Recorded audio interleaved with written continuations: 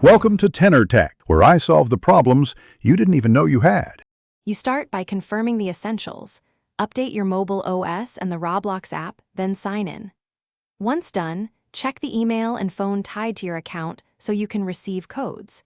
Make sure two-step verification is toggled on in account settings if prompted. This prevents repeated security flags.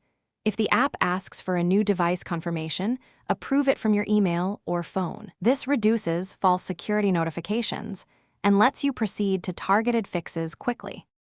Now you inspect the security tab inside Roblox account settings and look at the trusted devices list. Remove any unknown devices, then reauthorize your phone or tablet explicitly so Roblox recognizes it. This stops repeated alerts. Next, clear the app cache on your mobile device and confirm location services permissions. Roblox uses them for device verification. Once those changes are saved, attempt a fresh login and watch for the confirmation code. You should see fewer or no security notifications. Finish by logging out, then logging back in to accept device prompts and verify with the codes sent to your email or phone.